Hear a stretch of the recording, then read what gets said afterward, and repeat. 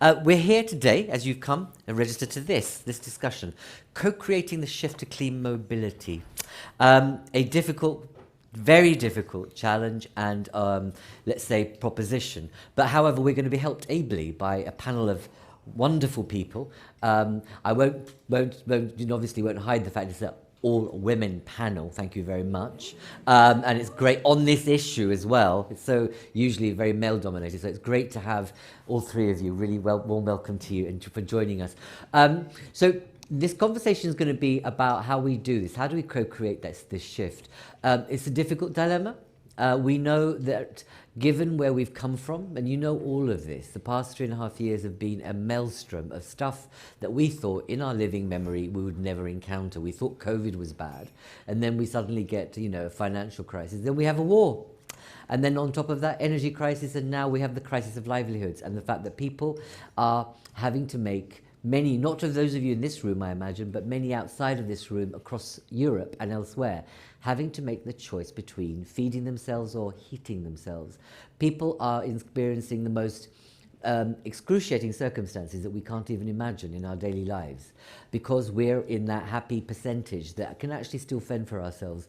But how, when you have that kind of maelstrom of activity, can we have a conversation that to many of those who are experiencing that will feel is, rather fey, and actually really what we want to talk about is how do we get a job, how do we get money, and how do we get our livelihoods. But what we do know is, given the impact of climate change and what we know about the government's targets, both nationally and across Europe, that we've got to get our act together. And actually, as the IPCC has said, time's out. And time's run out. And in fact, even if we're going to meet the 2030 targets, we're already late. So in that context, clean mobility is the question of the day. Before I invite our panelists, I'm going to invite two colleagues who we've been on a journey with on a project funded by the EU, and it's the SSH. And I want to invite, there you are, please come to the floor. Do we have mics for you? We should. There are mics here. So there's Chris Foulds and Rosie, who are from the University Anglican Ruskin, or Anglia Ruskin. I always call it Anglica. I don't know why, and I should know better because I'm from the UK. So there you go. Thank you. Over to you, Chris, first to explain, and both of you to explain the project and what you're trying to do. So it frames some of this conversation. Over to you. Thanks very much. Thanks for the introduction. Delighted to be here and see so many people here too. So indeed, today I suppose marks kind of a formal sort of external launch of our SSH Centre project. What is the SSH Centre project? It's a Horizon Europe funded project for 3.5 years, 3 million euros. It's got 13 partners across 10 countries. Friends of Europe is, of course, one of them. We're delighted to have their expertise in managing these sorts of conversations and policy dialogue events. We're running across, I suppose, a number of communities, from research and innovation actors to policy makers on the ground in cities, as well as in European circles. And what are we interested in? Well, we're interested in the SSH, the social sciences and humanities, essentially the people-related research evidence, which is central to us in driving forward sustainability transitions. And we're really interested in what we need to do in societies to change in terms of climate, mobility, of course the focus of today, and energy. Perhaps in 20, 10, 5 years, the way that we view these sorts of things and experience them may change. And so having these sorts of early conversations with key decision makers to us really important. So we're really hoping that we'll be a bit of a gateway for the European Commission on all social sciences and humanities evidence, and we're really looking forward to going on this journey. And I think this is the first of 5 sort of what we're calling dialogue events, which Friends of Europe are managing over these next 3 years or so, and yeah, really looking forward to being a part of it. Thank you. So one of our core roles as the SSH Centre project is really to champion and develop, talk about the range, the breadth and the depth of social science and humanities research that's taking place in Europe and globally today.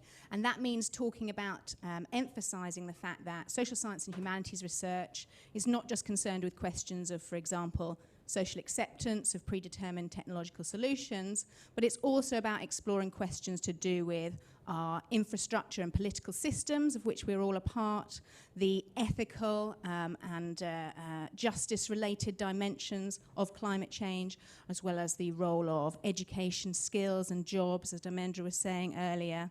And really these questions and the explorations and the research that's evidence-based that's coming from the social sciences and humanities is not just an add-on to solving the problems of climate change. It's really central, because it's not just about what we achieve in terms of, how many wind turbines are put up next year, how many electric vehicles we get on the road.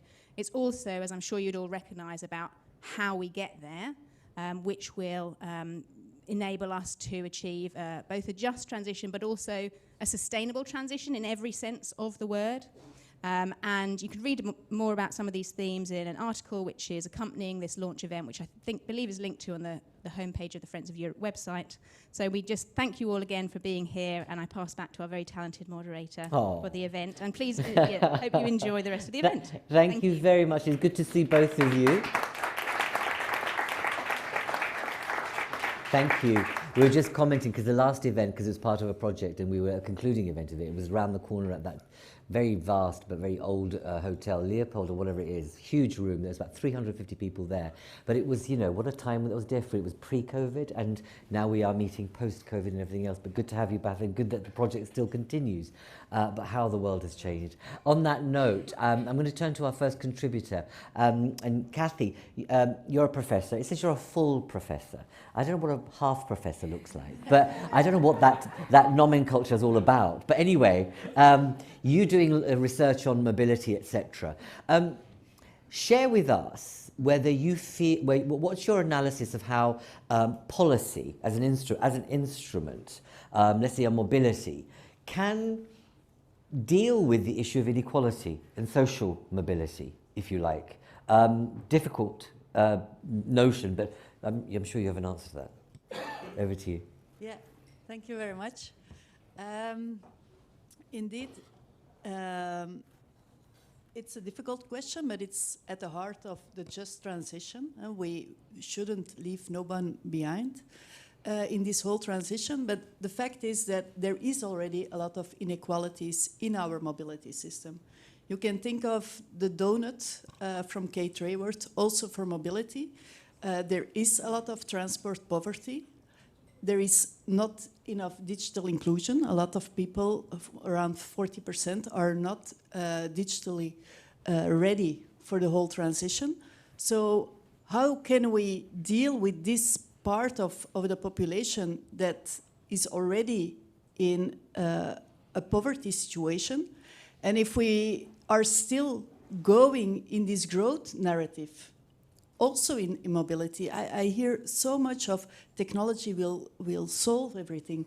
But in this growth narrative, you see what's happening. 1 out of 2 cars that are being purchased now are an SUV.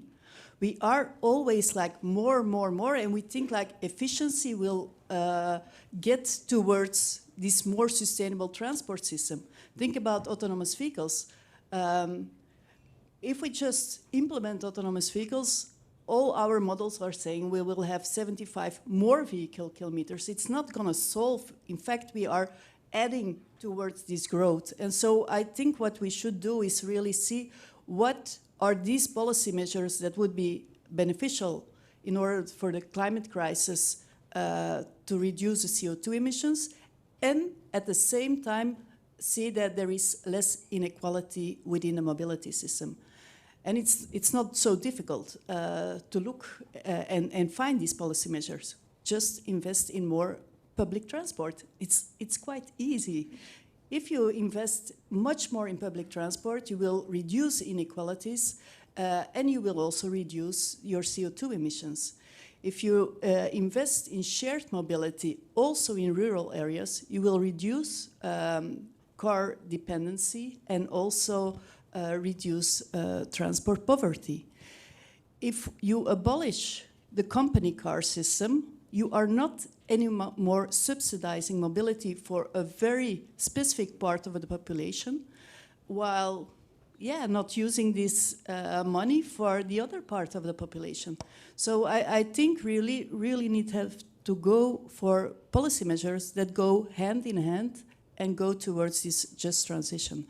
And that's why I think this new center is so important, because this whole transition, it's about behavior, it's about a mobility culture, and it's not about the technology that will solve everything. And so that's why we need these human sciences to look at how can we go and support that transition towards a full new system, and not just think about the growth within the current system just with another technology.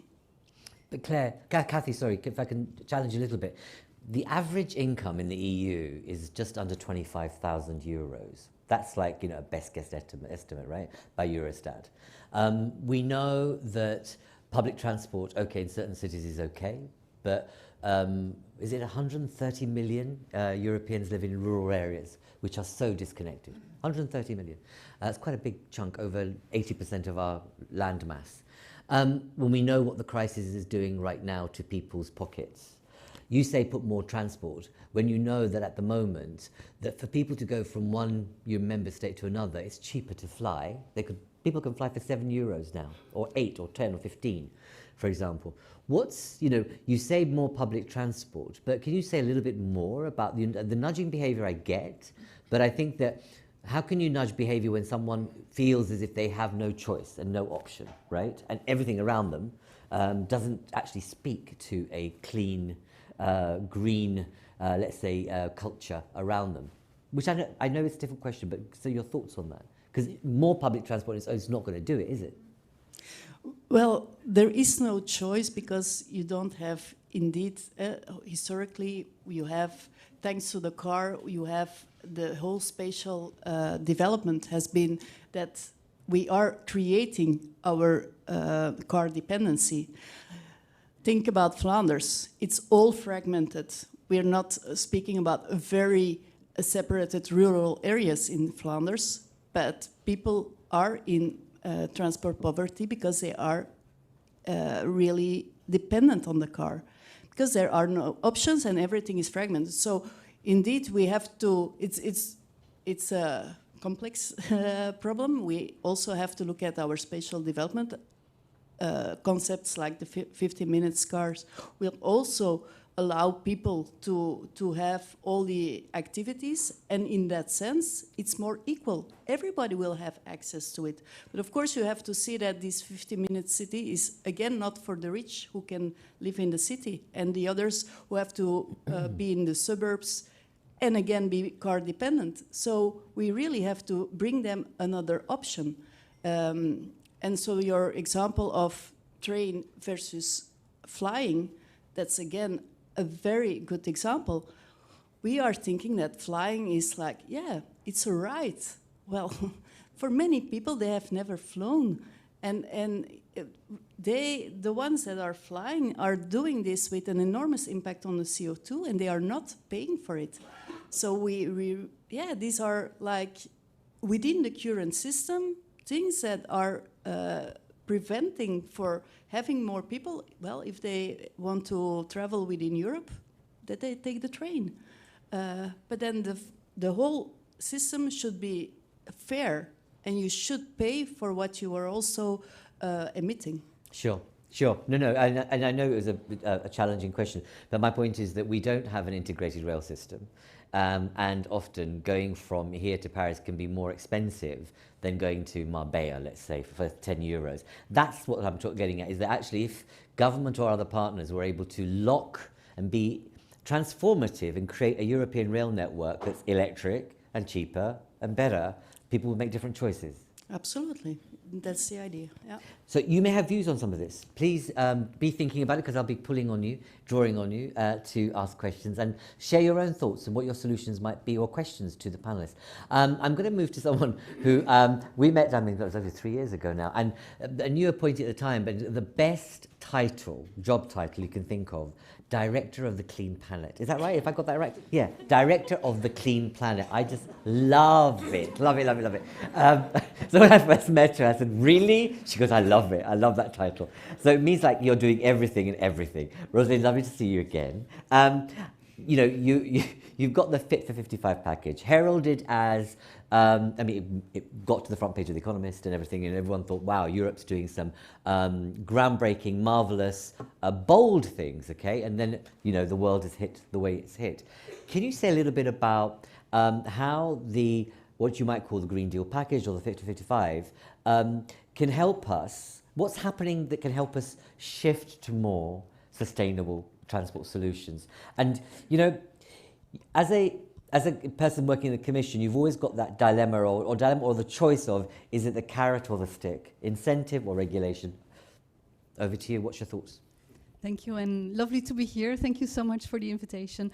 Let me first make a little footnote on my job title, because I mean, it starts off really great. I mean, Clean Planet Director, but then we should add something to it. It is in the Commission's Service for Research and Innovation. So that limits it a bit, so I'm not in charge of the whole planet. So you kind of forgot the little footnote there, but okay. No, I mean, I think it's a very, very good question. And I mean, my first reply will be, I mean, obviously there's no silver bullet.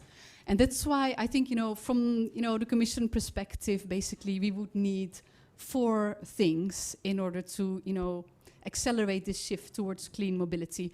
The first one is, I think we need to have in Europe a common strategic vision. Because of course we are not working in isolation, we are here with all our member states, and it's of course very important that we are all knowing where we are going together collectively, not only, you know, with some Western European countries or Nordic, we need to have a common vision. And personally, I'm extremely proud of the European Green Deal, because for the first time we have a really very common and long-term strategic vision for the European Union that is subscribed by all member states. We want to be the first climate-neutral continent by 2050. Let me repeat that. The first climate-neutral continent in the world by 2050. And we have, of course, our 55% reduction targets by 2030. Now, I'm looking in the audience because, you know, I've made this pitch before. And I honestly feel about this because I've been more than 20 years in the Commission. And I mean, I really think European Green Deal is bold. It's not only our, you know, sustainability strategy, it's also our competitiveness strategy for the European Union and our inclusiveness strategy. So I'm very proud of this. Yeah, I think there are not too young people in the room, because when I make this pitch in an audience, when they're really young people, they stand up, they raise their hand and they say, do you really think that the European Green Deal is ambitious? It's a pure necessity. You should have acted much earlier. So, I mean, this is, of course, you can understand, then it's really, you know, for me, extremely, you know, enlightening, because I feel really, you know, strongly about, you know, the European Green Deal and how ambitious it is. But I think for the younger generation, you know, they just feel like, you know, this is the minimum, and why are you speaking about this with so much pride? But again, this was, again, a footnote. In any case, we have, you know, this common strategic vision, which is the first thing I think we need in Europe. Second, of course, and I'm here speaking as an ex-lawyer, we need a regulatory framework that is supporting our ambition. And this is where, you know, the Fit for 55 and, you know, our legal proposals come in that will really be supporting the clean mobility transition. And you are all familiar, of course, with our proposals for the CO2 emission reduction in cars. There is one on vans and other vehicles coming up as well. But again, this is not enough, because we need 2 more things. So the third thing we need is massive investments.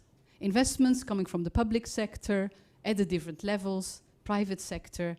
And I mean, I'm working in the Service for Research and Innovation, so I'm arguing here for you that, you know, part of the investments need to be in research and innovation. And when I talk about research and innovation, I'm not only talking about technological innovations. And I'm really proud and very happy that we have here, you know, a project supported by Horizon Europe, which is our framework program in Europe for research and innovation. And it's very clear that apart from the technological innovations, we also pay a lot of attention on the social innovations and also even innovation in governments. So, I mean, the term innovation, it goes way beyond just the technology. And I'm really happy that, you know, in our framework program for research and innovation, we have mainstreamed this societal dimension, this SSH dimension. So in previous framework programs, basically we had, you know, like different chapters, if you want, and we had then one chapter nicely on SSH, on the social sciences and humanities. In this current framework program, we have mainstreamed it across the program that covers, the different sectors like energy, climate, mobility, health. I mean, basically, we cover all the sectors of government in our framework program for research and innovation. And we have made this conscious decision to say the societal dimension is relevant and should be mainstreamed everywhere, because we cannot deliver on the green and digital transition if we do not bring on board the citizens. So then, of course, we need, next to the investments in research and innovation, also to invest in the deployment of solutions. I mean, we have, in Europe, the so-called valley of death, where we are really what we call like a scientific powerhouse. We're doing great in Europe on science, but we're doing not so great, in really reaping the commercial benefits of the new solutions that have been developed. So this is kind of like, bridging the valley of death, where we also need to invest massively in deployment, that the solutions that have been developed actually become available for our citizens. Then the third thing that we need is to build the skill force in Europe. And it's not by coincidence that this year is the European Year of Skills. And it is extremely important that we pay attention to make sure that we have in Europe, the necessary skill force that will supporting also our transitions. And lastly, I mean, the societal dimension. I already mentioned it before, very clear. When we met, do you remember what I was talking about? That's not nice. No. Okay. Because I was about to mention it now, and I will mention it in the context. Oh my God, I spoke so passionately about it. I'm so disappointed. Never mind. I do. Okay, no, so in my fourth pillar, if you want, the societal dimension, I wanted to very briefly mention the city's mission. Does it ring a bell? Yes, of course it does. So cities as drivers of change, absolutely. Thank you very much. So, I mean, under Horizon Europe, this new framework program for research and innovation, we've launched a new instrument called missions. And one of the missions is linked to cities, because we want to have 100 climate neutral cities by 2030. And we have selected the 100 cities. We were a bit nervous because we were afraid no city would actually apply to be one of these 100, because of course it's very ambitious. But we have them. We had actually more than 300 cities, 377 to be precise, applying. And now we have selected the 100 and working with these cities in order to have 100 climate neutral cities by 2030. I'll stop here because you look very nervous. Not at all. I spoke too long, sorry. No, it's great. Thank you, Rosalinde, thank you very much. Okay, let's just test this out. I mean, so that you can at least limber up it all. Those things you said are absolutely key and critical, okay? But let's start with the first one. In this room, right, can you raise your hand if you think Europe has a common vision on this agenda? So hands up if you feel... The union and the institution. Does the union and the institution have a common vision on this agenda in terms of what we're doing with climate action and the Green Deal? Hands up.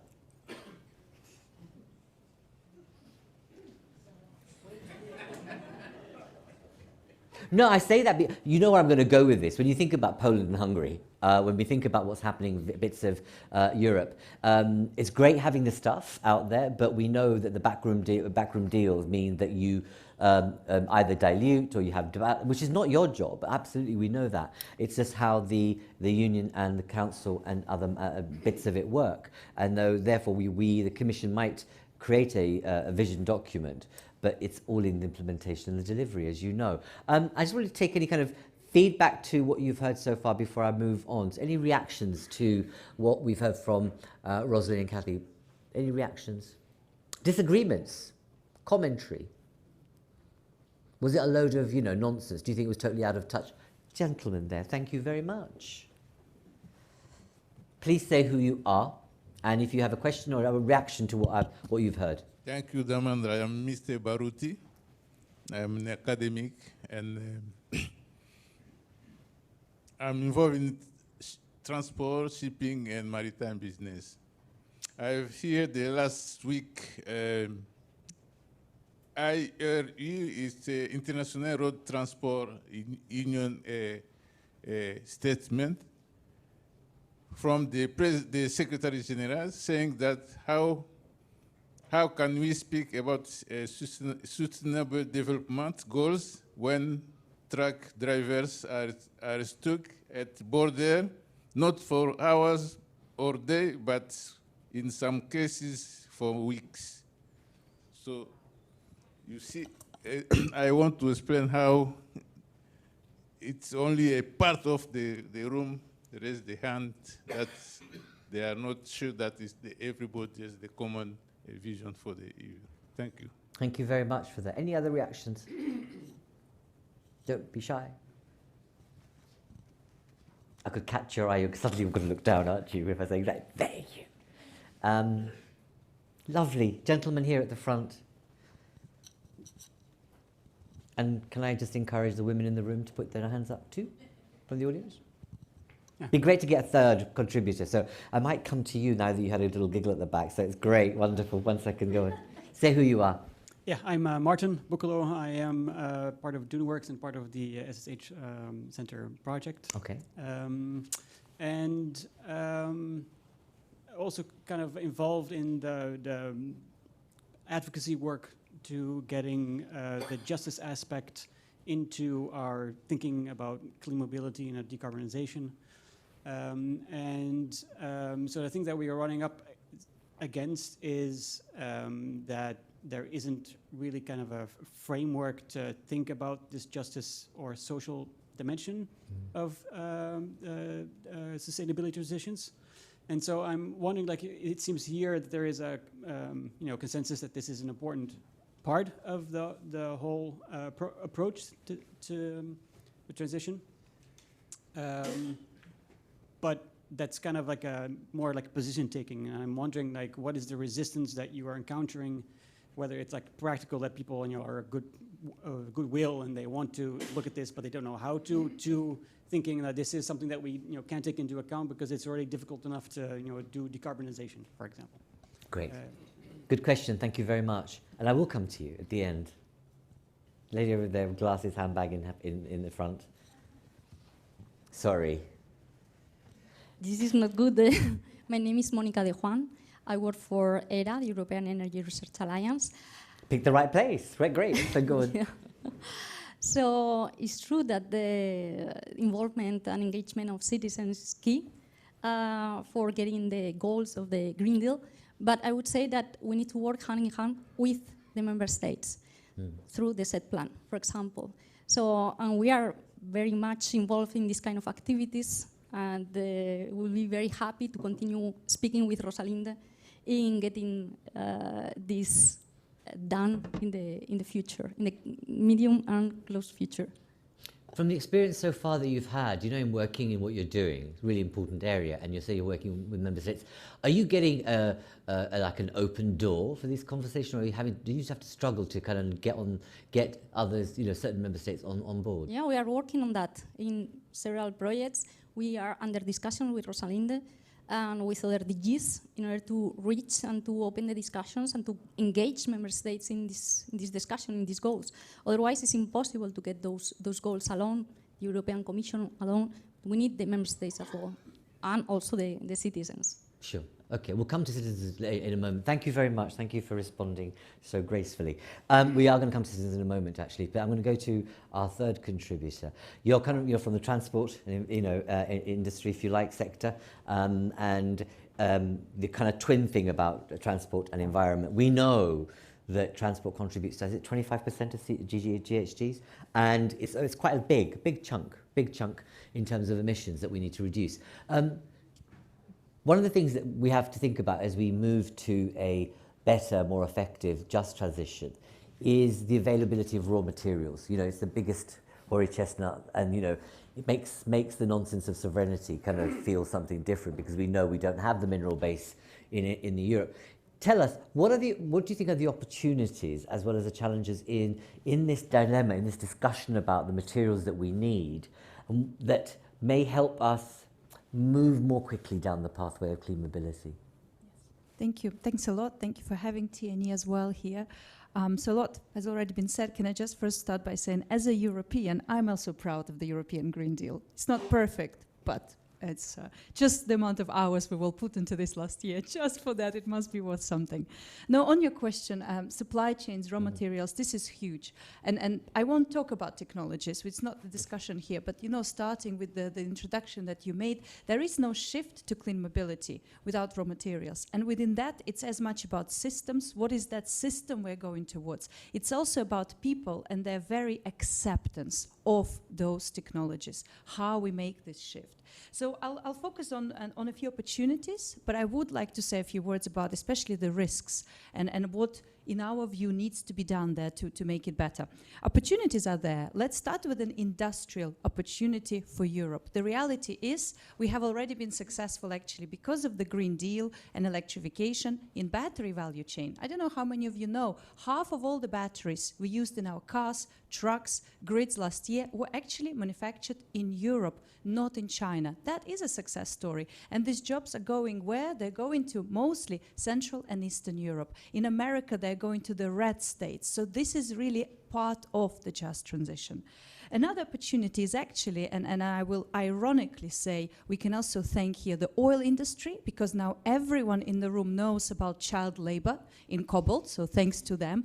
But ultimately, this issue is now top of the agenda. And because this is top of the agenda, and we're all aware, there is an opportunity to have policies and measures to improve those supply chains. Just in Europe, this year alone, we worked on the battery regulation that will make any battery on the EU market have very strict controls on cobalt, nickel, lithium, and graphite in that battery. We are now working, it's a bit harder, but on the entire disclosure and transparency of extractive industries. So, for example, if you have a table that has maybe a bit of steel in it in Europe in the future, the manufacturer of that will have to check under what conditions mining, copper mining, for example, in Congo was taking place. It's hard to put these things in place, but they are happening because they're in the public domain, people care, politicians actually ultimately care. The mining sector have avoided regulations for such a long time that it's actually quite good that it's happening now. And finally, we also have a possibility to do things differently. As we go to a different system with different technologies, we can put circularity at the heart of it. But here, I would also like to turn to the risks, because the risks are huge, and we talked about some of them before. The most obvious one, of course, is we will just continue on the same linear system, right? Using resources, mining, and doing the same thing. And here, I would like to take up actually SUVs, because that's a topic also very close to our minds as TNE. It's just a fact that today, out of a big electric SUV, for example, GM's, General Motors EC Hummer, I don't know if you've seen it, it's like a tractor on wheels. You can make at least 4 Tesla Model 3 electric vehicles. I mean, we're not even talking about small affordable cars, right? An actual sedan. That is the truth. What is not happening in the debate, and I really call on you all in academia, etc., to talk more about it. Why? Car makers just say, well, consumer is the chooser, they want them. That is just not true. They're using this opportunity with electrification to also completely change their product portfolios and sell big cars. Why? Because they have higher profit margins. Look at the market in India, in China, plenty of small, affordable electric cars under 10,000 euros. They work, they're possible. We are being cheated out of them in Europe because of the strategies of the car makers. And we need to talk about that more. I absolutely support public transport. But here on SUVs, the policy is, first of all, expose, but secondly, we give so much money to the car industry. They are not cash stripped. We can make conditions on them, on what vehicles they're producing, the size, the power, etc., etc. A really big risk in our view, because with that, people are against electric cars. They think it's a problem of electric cars that they are big, but it's not, actually. So that I wanted to really talk about that a little bit more. Of course, another risk, and that's really what's happening today, now, is actually all this shift to just talking about industrial policy, right? We want to secure critical metals. There is enough reserves in the world, actually, and we can talk more about it if you want. We have lots of reports on that. It's just about our policy, right, to get them. And don't forget about substitution. Everyone who says, well, it's all with China, we're going to have lithium forever. It's not true. Just last year, Bloomberg, who are really smart guys in this field, were assessing the chemistries of batteries. And they were saying, well, it's all going towards nickel, cobalt, NMC chemistries. This year, 1 year later, they've done the analysis again. Oops, it all went to no nickel, but actually to LFP, so the lithium iron chemistry, because people don't want to use nickel anymore. Now, already this year in China, we're already commercializing sodium ion chemistries in cars. Last year, I said on one of the panels, it's not possible for electric cars. Innovation is so fast. We really don't know today whether or not there will be, you know, enough materials, because ingenuity of people helps. But so the risk about industrial policy, I actually think it's quite big. Big for all the agenda we're talking here.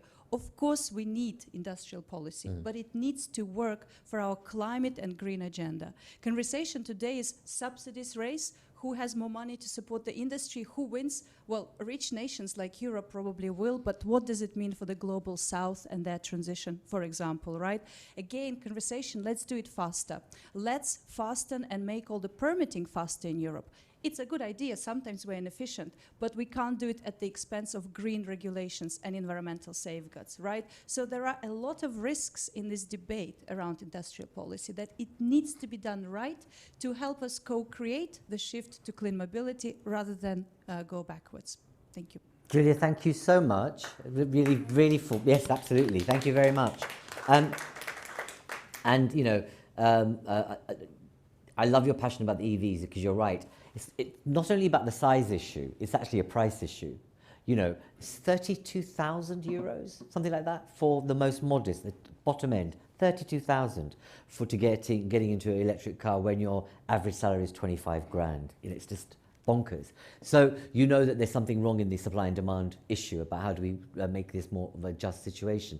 But the points you're making about innovation and the fact that regulation or subsidies, conditionality is key in this debate, isn't it, really, to a great extent, when we think about the amount of money that's going into member states for recovery and resilience funding. How much of the RFF is going into this agenda? Does anybody, any of you, Rosalinde, thank you. At least 37%. Okay, no, but that's the number, that's the target that's been said. Do we know that's the case, Rosalinde? Has the audit done that? There hasn't been, there has been? Go on, please. I mean, I'm not an expert, but actually over the weekend I met a colleague who is working in the SecGen Recover on that, and she explained to me that this is really the first time that the Commission actually checks before handing out the money. Indeed. So I think that's, you know, I kind of like a real conditionality yes. attached to it. Yeah, maybe. Thank you. No, I agree. Can I just add one thing? I think this is actually true, and it's great we have that conditionality. What is, however, happening, money is going, but it's not been spent and dispersed quickly enough in the member states. Member states like Spain, Italy, they lack capacity to simply get all the projects and be efficient. And that is a big problem, because it's not reaching the citizens, right? On the books it's going, and that's good, but it's not reaching its objectives. But I think someone else wanted to make a point. No, sure. And you're so right. That was one of my, when we interview the director of budget, who's, you know, someone that we have an annual engagement with, and I do like a half-hour thing with him. And when before he announced it, a post-announced it, and then when a year on afterwards, one of the biggest questions was that, you know, it's a lot of money, but what we do know from experience is that member states won't be ready to absorb the cash. They'll cry about not having it, but actually at the end of the day it will be silted up in government coffers.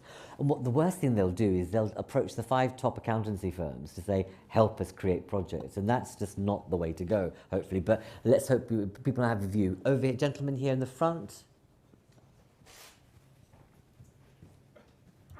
Thank you. I'm Adel Gammal from the European Energy Research Alliance.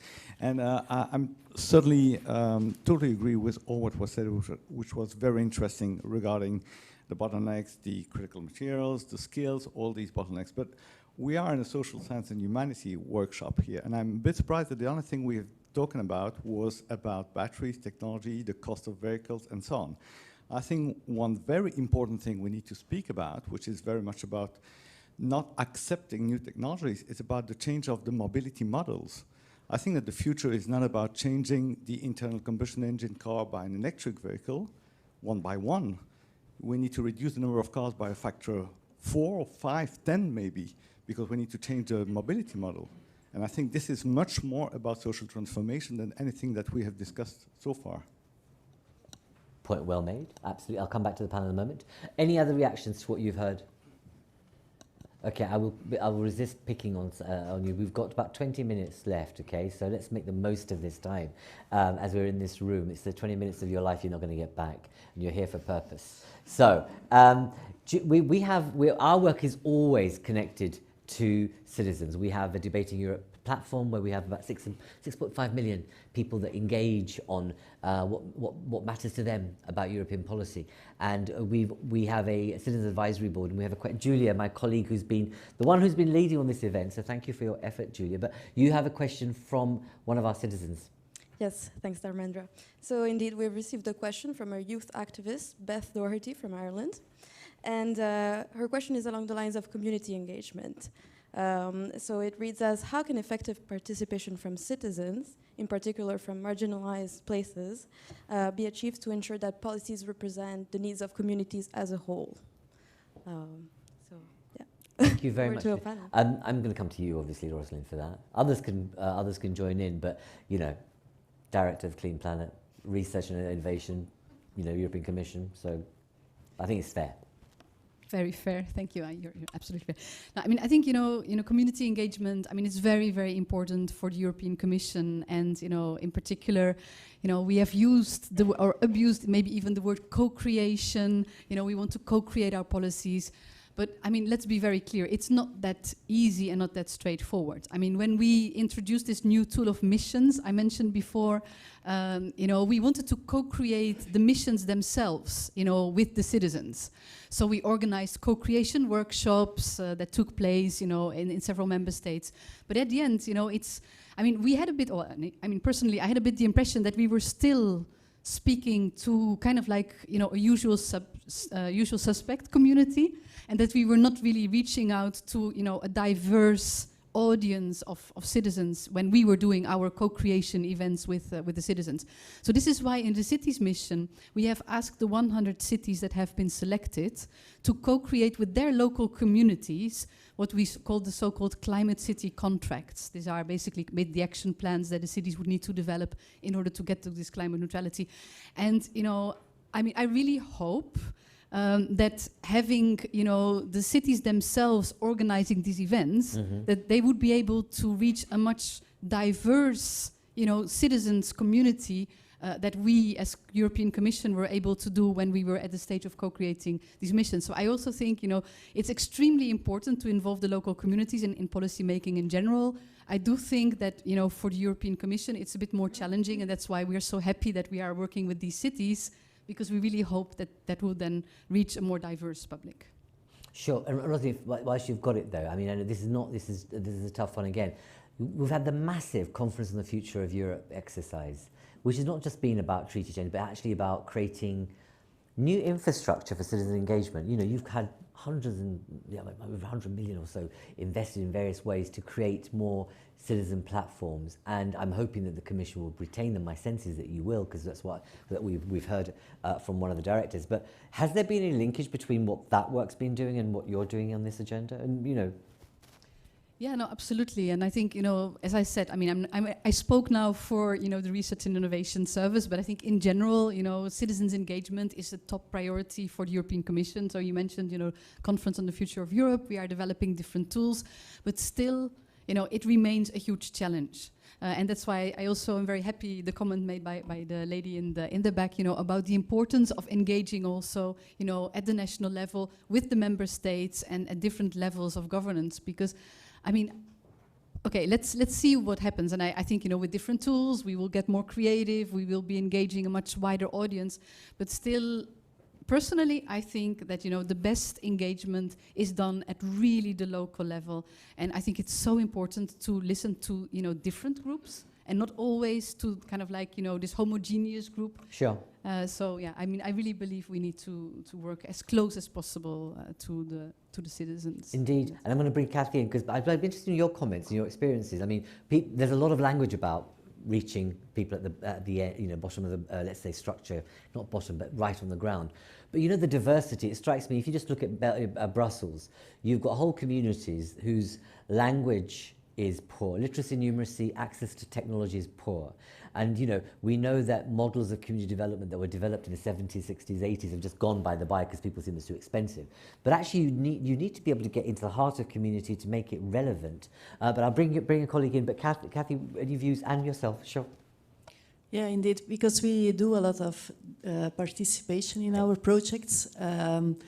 And over time, we have been looking at, how can we include everyone? But then it means going into a group of migrant women, for example, seeing that we get into it and talk there. But also about digital inclusion, we made, for example, in Kuregem, a very famous neighborhood in Brussels, where we worked with people there to see, okay, how is digital information accessible? So we made a large one, and they could use it and see, okay, where are still the problems? So it's indeed going very locally and then including them. We also have a lot of different methods, like the multi-actor, multi-criteria analysis to bring people together. But also there we see that if we really want to have also these vulnerable groups, we have to make an effort and make it much broader. Yeah. Great, thank you. Gentleman here, then I'll come to yourself, and I'll bring you, Chris, in. So gentleman here at the front. Thanks. Please say who you are. Yes, just regarding the relation between research and policy. I was the coordinator of the 7th Framework European Program, called LOCAO, Low Carbon at Work, trying to look at how to reduce emissions in the displacement from home to the workplace. And some of the conclusions that we obtained had to do with how to engage citizens depending on the way in which the policies are implemented. Mm-hmm. For example, the first conclusions had to do with the fact that the policies maintained over the time are more effective than those isolated interventions. Secondly, we obtained results supporting the idea that the combination of policies allow to obtain better results in citizen engagement than implementing each of these policies separately. The third one has to do with the role of the social networks in the workplace, in the large scale organizations. And finally, we obtained a very interesting results that regarding the intensity of the policies in the implementation moment. We obtained results supporting that policies implemented in a half intensity way work better than policies, than more aggressive policies for obtaining transition, a more successful transition to sustainability in terms of more people engaged in behavior for using alternative ways of transport means for accessing the work. For example, using bicycle or using public transport or train instead of the individual cars.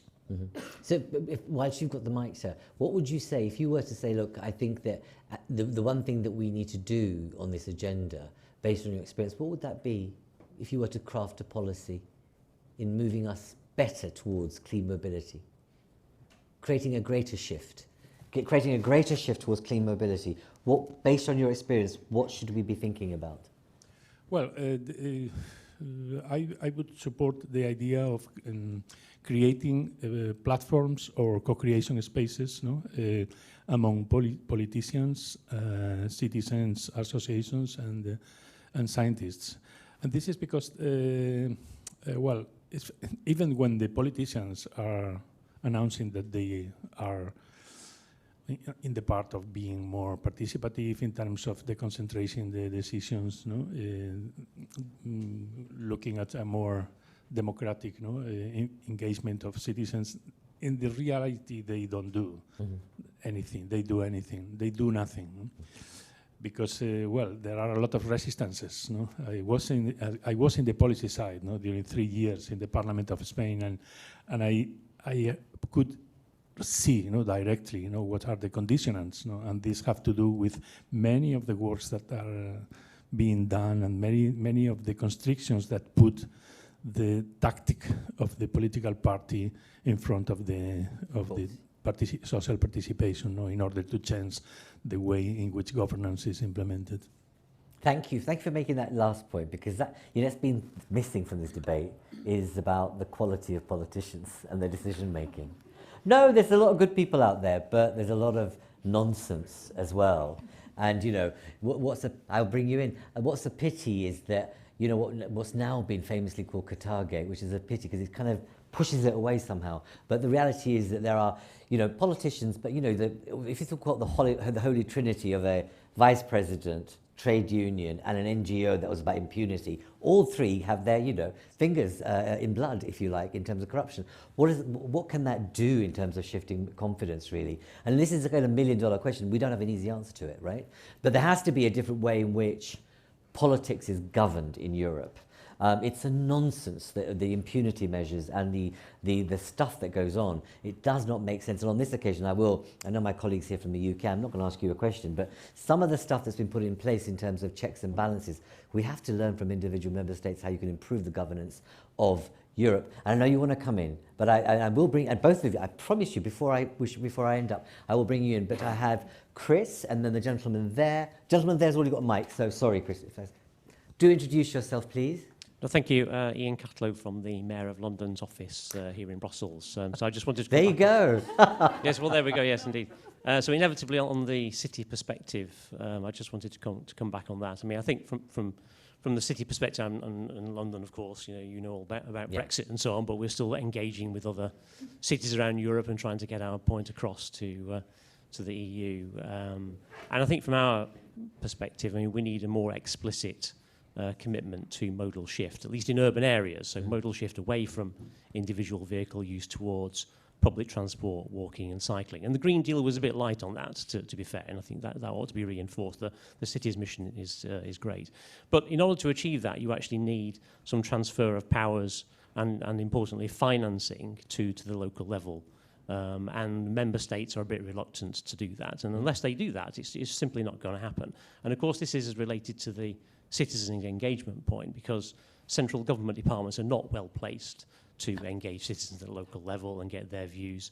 And of course, it's absolutely pointless us as cities having those kind of conversations, getting citizens' views when we simply don't have the powers or the money to deliver on any of the solutions. So all these things are linked, and basically it comes down to at local level we need modal shift. And we need the powers to do that. And the long distance things, because of course you mentioned air travel and long distance rail, that's a different problem which needs sort of a slightly different approach. But at least at the local shift, you need this explicit target of modal shift to public transport, walking and cycling. And are you able, I mean, I'm knowing, having been working in London and elsewhere, but I've left it 6 years ago. But are you finding that you have that capacity in London? London's a major centre. It kind of produces majority of the GDP in the UK, and it's where you've got most of the emissions happening. Do you feel that you've got that, what you're describing is that shift? Is that happening at a local level? Well, in London it is. I mean, at least to some extent, you know, we have an integrated transport authority, so that's the first step in bringing all the modes together and having some kind of, you know, network-wide view of how to manage traffic. But the fact is, you know, we have a growing population. You know, people bring their cars into the city. We still have to control that. The Mayor has announced that we're going to have an ultra-low emission zone covering the whole of London. That's you know, right. there's been quite a lot of pushback from that. You know, so these things are not immediately popular. Mm-hmm. And because of COVID, our finances are in a much less good situation than they were, and so we're still reliant on government handouts to some extent. And so we need more long-term certainty about financing, and this is a problem which applies to all cities. Are you part of the kind of the cities across the world, the mayors across the world that are doing stuff on this agenda? The C40, yes. The C40, you're part of that. We're currently sharing it, And are you finding that you're able to have that kind of elevate your voice more? Because were you at COP, for example? Was there a voice? What kind of reception are you getting? Because these are money-making cities. Without those cities performing the way they do, the rest of the economy go a bit bust. So you've got power beneath you, but how are you using that? No. Well, I mean, we're shouting as loud as possible. Right. The reality is, you know, that we are just one stakeholder amongst many, and maybe, you know, just to take one random example, you know, the car industry probably gets more attention at political level than cities do. Point well made. Tweet that, absolutely, because I think it's point out. It's true. It's really true. It's absolutely true. Chris. We just need a mic at the front here. Sorry, I'm kind of dotting about everywhere, Julia. You're having to do a race course everywhere. I do apologise. There's not enough mics. Yeah, I'll try and be quick. I wanted to put the spotlight on the tension between co-creation and stakeholder engagement, being participatory, working on the ground to understand experiences, perceptions, and ultimately drive sort of acceptance early on, you know, all of these things that are being said. And on the other side, everything that we've been talking about to do with ambition, speed, urgency, and how to marry up the two. Because obviously to do things right isn't necessarily quick. So how to do this, and also as sort of a byproduct of trying to be quick, what this means for sort of the culture politically of accepting and learning from failures when there's kind of perhaps searching for solutions, understandably, a lot quickly now. Sure, Chris, thank you for that. But so what occurs to me is that what did we experience through COVID was the I suppose the uptipping of inertia of public state, right?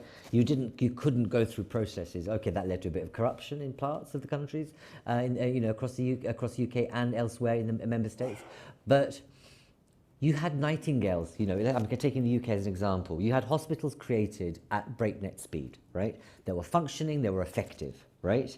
And you needed to do that to cut through the crap because you're an emergency.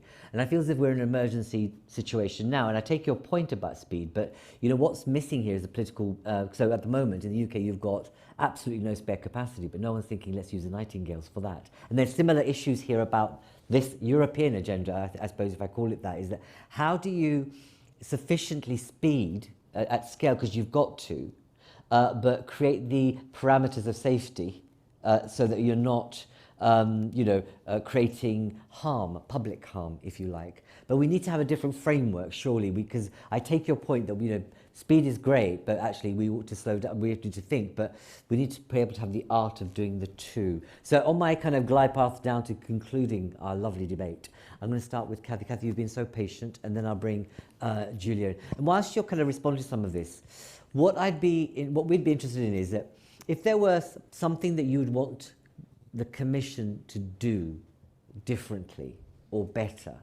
as it moves to a new mandate. So we've got 24 months. The policy book is being written now for the new Commission, as you can imagine. What would that be based on your experience? So respond to what you wanted to come into, but that big question, what would that one thing or so be? Up to you. Okay. There is so many aspects to still discuss, and we heard very interesting questions, also yours, about we don't have that framework about social justice in the mobility system, and I think that's right. It's complex because you have digital inclusion, you have transport poverty, which is already a very broad concept about affordability, about accessibility. You have the income distribution. You also have the equity issues about local emissions that are much more where poor people are living. So you have so many aspects, and I really think we have to take that framework together with how can we go towards a clean mobility system indeed. So taking these aspects all along together. There was a question about policy making and these politicians that are not doing what they should do. I think citizen tables are really great because we are talking about participation, we are talking about vulnerable groups. In a citizen panel parliament, where you really do with lottery, you will have this diversity that is needed. And I've been participating on one in Brussels, and I've never had a public that was so interested in what I was saying, because they really wanted to take the right decisions. So I think that is a tool to as well have better decisions, inclusive, and having all these voices of the citizens. So maybe that's what I want to say to the European Commission, like, yes, take that on board. Also your question, it is urgent. Why did we had all these measures for COVID and not for the climate crisis? Indeed, and so there is that urgency. Cathy, thank you very much. Thank you. Julia. again, I'm the same ending point about what's that one thing. Sounds good. So I'll say a quick word also about marginalized communities, if I may. I'll mostly want to talk about this mobility versus technology point. I think that's key. And a wish list for the Commission is always there when you're an NGO in Brussels. I think on specifically participation of marginalized communities, I maybe want to say something a little bit more sensitive, but I actually believe that many of us here, but I don't know all of you, so I don't want to judge, but certainly me, even if I go to that community and speak with them, I will not make a difference. I don't have trust of that community, and I don't speak their language. And I think that's actually really important. If we really want to involve them, either we spend a lot of time building the trust, or, which is more realistic, we need to think about the messenger. Who is the person talking to that community, the person that represents the community? There's plenty of activist groups, you know, community organizations. They're the ones to engage. I think it's very naive to think that we can actually invite these people and have a conversation with them. Certainly I can't. They just would look at me like, what are you talking about? You don't understand this. But on this big debate that always comes up around technology versus behavior versus mobility, I actually wanted to say that, so I absolutely agree that it's not one or the other, right? It's crucial to put those infrastructures and systems in place. And we should not just be talking about technology. What I sometimes miss in Brussels is maybe more a conversation of how do we do this? We all agree we need to, but how, right? And in our analysis, and we've spent a lot of time as TNE because we always, people always put a finger at us and say, oh, you talk about technology in Brussels. We spend a lot of time understanding this, and in our view, the biggest levers for change here are not at European, but at local and national level. We now have an entire program working in cities, for example. It's about space in cities, urban design, planning, difficult decisions for local mayors. It's about national taxation, for example. And I can't agree that actually more with you, Ian. Absolutely, cities need to have power to do those things, but they're the right authority to do that. The Commission can support, can give the money, can say modal shift, but to do will be at the local level. And that's how we see this. But if we talk about inequality, I say actually that cities are easy. It's clear we need less cars in cities. And people living in city centers like myself, I cycle. How great is this? But not everyone has that life. If we talk about inequality, most kilometers are not in cities. Most car kilometers are outside cities. And we will not build all that public transport and rail in a few years' time fast enough. So people will rely on cars. It can be a shared car, can be an Uber driver, can be a taxi, but there will be vehicles, and we need to decarbonize those vehicles and keep them affordable. And that's where the right policy on electrification comes in my view, because we are forgetting about some people if we only talk about, no matter how crucial it is, but public transport. Now, what would I like from the Commission? I think it's a bit of I would like to say that one of the main things for me, and it's never really happened, is not to have silo approach. We can have a conversation with you as Director of the Planet in DG Research. We agree on everything. We have a conversation with your colleagues in maybe more industrial parts of the Commission. It's a completely different conversation. But beyond that, what I would also add, we now did put in place a really ambitious framework with Green Deal. What would be frustrating is we now just go into a next circle to review everything and rediscuss everything. It's not about questioning, reviewing, all this, but instead, can the Commission really focus on implementing, helping member states, helping communities to get there in the real world, rather than reviewing the framework again? So what you're saying, you'd like to have reduction in silo thinking and, silo working, greater policy coherence, and I suppose reduce the rule book and get into implementation mode. All good stuff. We recorded that. Thank you. Rosalinde. Yeah, thank you very much. I mean, I fully subscribe also your focus on the local level and the silo breaking. I'll come back to that because I, as Commission official, also have a request to the Commission. But first, I wanted to quickly react to the gentleman from London. Because, I mean, I fully agree, and, it's basically the city's mission. It's the first time that we are really working, as Commission directly with the cities, and we do realize that we need the buy-in from the member states and the support from the member states. And what we have seen, actually, is that the city's mission has had an enormous mobilizing effect. Just to give an example of the Dutch cities, So there were many more Dutch cities that applied, that wanted to be part of the 100, that actually were selected. But what happened actually is that in the Netherlands, all 12 cities that had applied, and I mean, some of them are in, some of them are out, doesn't matter for them, they have created their network. And they're working together, and they're collectively speaking to the national government on their needs. And I think, you know, this is a really great side effect that has been caused by the cities mission.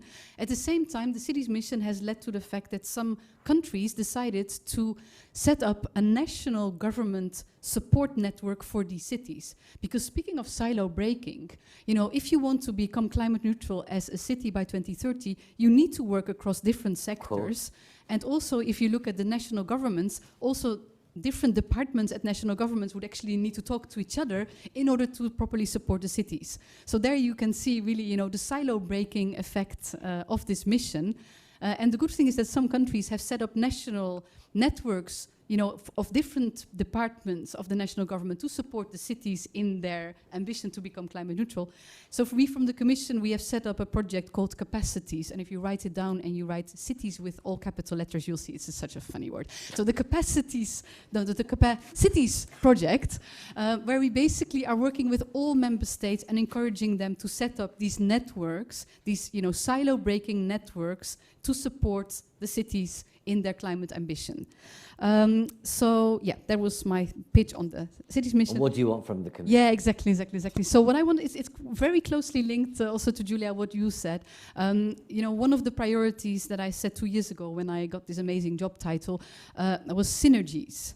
And I love the word synergies because you can play with it at so many different levels. But one of the big things that I think the Commission should be doing is connecting the dots, finding synergies between, for example, different programs. So we have Horizon Europe, which is this amazing program on research and innovation. But we need to find more synergies between also the EU programs that focus on deployment. So basically making sure that, you know, any results that come out of Horizon Europe projects can then continue to receive funding where needed in order to make sure that we can bring these results to the market. So this is really, you know, one example of the synergies where, you know, different EU programs could work much better together.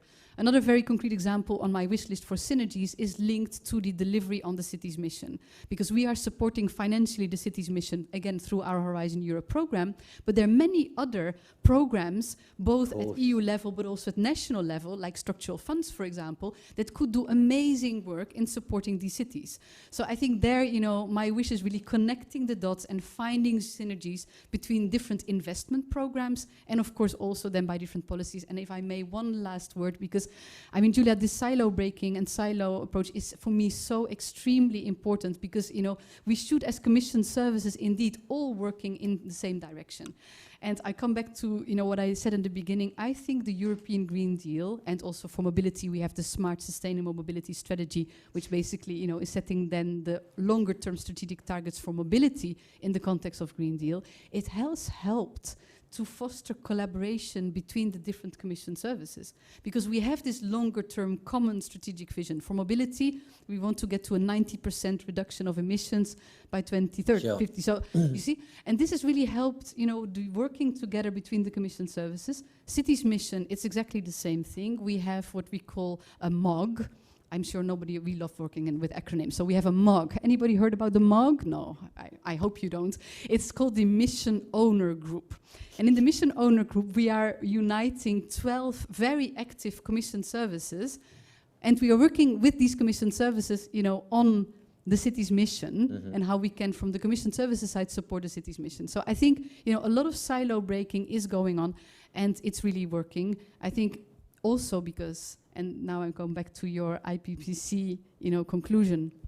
We have no time to waste. Precisely. Thank you. Thank you very much. And you know it's refreshing to have someone from the inside being so open and frank about the silo issue. But you know, it does occur to me, it must occur to you, that whilst, you know, this current mandate, we've seen it, more women in power, there's been more agility, you've had much more of a sharper focus on managing policy, that's for sure. And it's a shame that this current Commission's just simply had one battle after another, literally. But one of the things that we proposed at our last Vision for Europe report, was that you need to create a different kind of leadership capability. That part of the, you know, the letters that von der Leyen wrote to each commissioner, you need to boil that down even to the senior civil service and say, thou shalt collaborate across the corridor. And we want evidence of that, and it's built into your performance. So I think you've just reminded us of that, because you'd think there'll be someone like the chef de commis or whatever within the commission that kind of has that capacity, or brings together all of you twice a year as directors and say, let's work out synergies. So on that, thank you very much. Colleagues, thank you all very much for your time. It's been such a pleasure to see you all. I hope you've enjoyed it, found it a useful use of your time. And for one of our first events, obviously, of the year, we have another, 65 to go, if not. So keep an eye on our website, and obviously you're on our mailing and database, and look forward to seeing you again. Those of you who are interested, that we're going to be showing an interview I've done with the chair of McKinsey Global Institute, Sven Schmidt. And I was asking him some of these very difficult questions about what does the world hold for us in the next 12 months, and what should government and industry do. So if you're interested in any of that, tune in the afternoon on Monday the 30th. But on that note, thank you all very much. Take care, and look forward to seeing you again. Look after yourselves. Bye-bye. Thank you for being here. Thank you.